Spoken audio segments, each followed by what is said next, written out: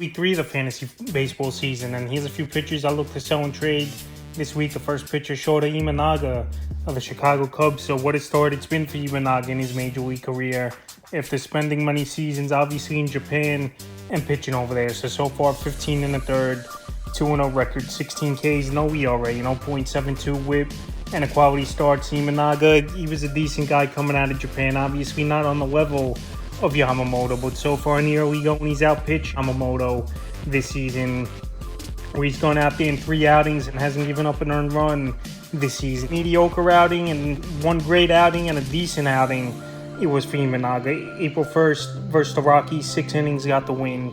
2 hits, no runs, 9 Ks. April 7th versus the Dodgers, 4 innings only went. 2 hits, no runs, no walks, 3 Ks. And April 13th at the Mariners, 5 and a third, got the win in that game. 5 hits, 2 walks, 4 Ks. Imanaga pitching good baseball. I know 2 out of 3 starts, he didn't go that deep into ball games, but right now he's got everything working, and with his off-speed stuff and his motion is definitely throwing batters off. And also there's not enough tape on him as well for people to adjust right away and know his sequences of pitches. So right now, while he's pitching good baseball, even though I believe teams are going to start catching on to him as the weeks and the months go on, where there's more tape and more information, he's a perfect sell-high candidate. I know he's pitching decent for this Cub team, and he's a lefty, which is always a plus as well, but he's not going to keep it up at this pace, and he's at peak value, not giving up an earned run in 3 outings. So April 18th, I think once again he'll have a great outing versus the Miami Marlins, the worst team in the National League. But after that, I think Imanaga is definitely a guy that's going to be a peak value for sure after that outing, and sell him high this week. The next sell is Paul Blackburn of the Oakland Athletics. So Paul Blackburn, a play I've mentioned on the waiver wire over the first few weeks of the season to pick up. And if you could pick up a guy like Blackburn and flip him in a deal, this is a perfect time to do it. So Blackburn off to a roaring start, 19 and third, 1-0 record, 11 Ks, no ERA for him as well, an 0.72 whip, and 3 quality starts. And these are the type of moves that can help fantasy owners down the line, and even right away, that you pick someone off the waiver wire and you flip him in a deal with someone with more of a track record and consistency. So Blackburn, I know he's had some success in the past, but he's a pitch to contact type of pitcher, and a few cons of owning him on your roster. He's on a bad team. That's not going to get him a lot of run support. He's not going to get a lot of wins. And also as well, the track record throughout his career, it just stands that he's not going to hold up at these levels. March 31st versus the Guardians, 7 innings, no decision, 3 hits, no runs, a walk, 3 Ks. April 6th at the Tigers, 6 innings, got the win, 3 hits, no runs, 4 Ks. And April 12th versus the Nats, 6 and a third in that one, no decision, 5 hits, no runs, 2 walks, 4 Ks. So the first 3 outings, pretty favorable matchups in my opinion, versus middle of the pack to worse offenses in the league with Cleveland, Detroit, and Washington. So right now the true test will come in tomorrow's ball game versus the Cardinals, where they're definitely an upgrade over those offenses I mentioned here. So Blackburn, while he's pitching lights out and great baseball for this A team, and while he's at peak value, he's a sell-high pitcher as well this week. The next pitcher, Jose Berrios of the Toronto Blue Jays. So Berrios, he's really changed it up this season, and his stuff is looking great, no doubt about it, for this Blue Jay team. 25 and 2/3, 3-0 record, 21 Ks, a 1.05 ERA, 0.97 whip, and 4 quality starts. But Berrios, we saw he had some trouble in the 2021 season and 2022. Last season, he was serviceable, 11 and 12, 3.65 ERA with 15 quality starts in 189 and 2/3. But right now, Berrios, another pitcher where I don't think he's going to hold up at these levels as well. And also, he's in a very tough division in the AL East, where there's powerhouse teams like the New York Yankees, Baltimore Orioles, Boston Red Sox. They still got guys that hit the baseball and put up runs on the board. And even the Tampa Bay Rays, that pretty much are a playoff team each and every season. So right now, while Berrios, he's pitching very well in the early going. He's a sell-high candidate. April 2nd at Houston, 6 innings, 6 hits, a run, 3 walks, 2 Ks, quality start. April 8th versus the Mariners, 6 and 2/3, got the win.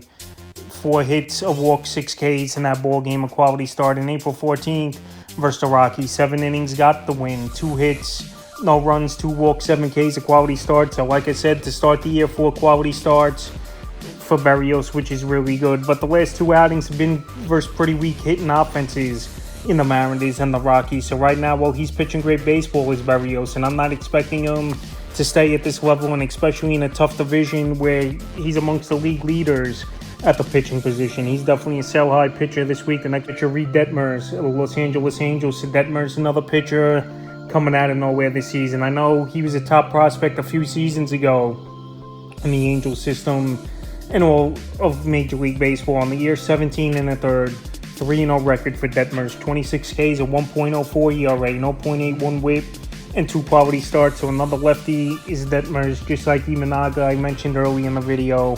And obviously nowadays, I believe lefties do have an advantage for the most part at the pitching position because there's not many dominant ones and there's not many guys who throw hard. So right now, Detmers, he throws hard, we know that. He's commanding the zone. But another pitcher, like the few guys I've mentioned, where he's had some pretty decent matchups is Detmers, where nothing that really tests him. I know Boston's offense is decent, but he went out there with 2 outings versus them, and he knew how to pick them apart. March 31st to Baltimore, 5 innings, got the win. 2 hits, a run, 3 walks, 7 Ks. April 6th versus Boston, 6 innings, got the win. 3 hits, a run, a walk, 12 Ks, a quality start. And April 12th at the Red Sox again, 6 1/3, got the W. 3 hits, no runs, 2 walks, 7 Ks, a quality start. So the last 2 outings, he's dominated versus the Red Sox, 19 strikeouts and only 1 run given up in the time in 12 1/3 inning. His next outing, a little bit tougher of a test here tomorrow at the Tampa Bay Rays, where we know their offense is middle of the pack. And also this Angel team, they're not going to be that good of a team this season, where the run support, I don't believe, will be there game in and game out for Reed Detmers.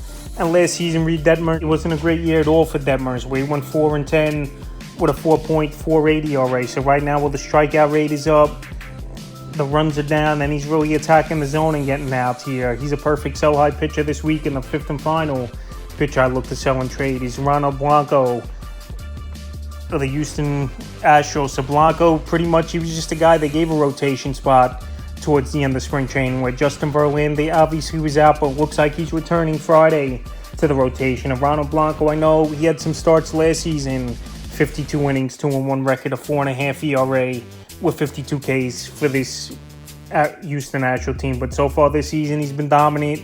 And obviously with the no-hitter in his first start of the year on the season, 21 innings, 2-0 record, 16 Ks, and 0.86 ERA, 0.71 WHIP, and 3 quality starts. So all these pitchers on this list, I know they got good upside, but also they're pitching over their head, in my opinion, are these guys. So right now, while he's pitching lights out and the best pitcher, it looks like in fantasy baseball in the early going is Blanco, especially with the no-hitter under his belt in points leagues. He's a definite sell high. April 1st versus the Blue Jays, the no-hitter in that one. 2 walks, 7 Ks. April 7th at Texas, 6 innings, got the win. 1 hit, 4 walks, 4 Ks, a quality start. And then once again, April 13th versus the Rangers, 6 innings, no decision. 5 hits, 2 runs, 3 walks, 5 Ks, and the quality start. He's gone out there versus the Rangers, who are a great hitting team, twice, and he put up great numbers as Blanco. And then versus a great hitting Toronto Blue Jay team, he put the no-hitter up. So right now, Blanco, no doubt about it, pitching great baseball. He versed tough teams, and he got the job done. But I just don't believe he's going to stay good at this. He's going to stay at this rate, Blanco, where he's not giving up any runs and barely any hits. And he does just have a slam dunk matchup April 19th at Washington. But after that, I think you sell him high as Blancos. If you want to hold on to him one more outing versus the weak national offense, I would, and then flip them later in the week. So that's a few pitches I look to sell and trade. And I'm not saying just dump these guys for anything, but you use their peak value and trade them for a player that obviously has had a track record and more proven than some of these guys, especially with all the injuries we've seen at pitcher. It wouldn't be surprising me if a couple of these guys go down as the season goes on. So that's a few pitches I look to sell and trade for week 3 of the fantasy baseball season.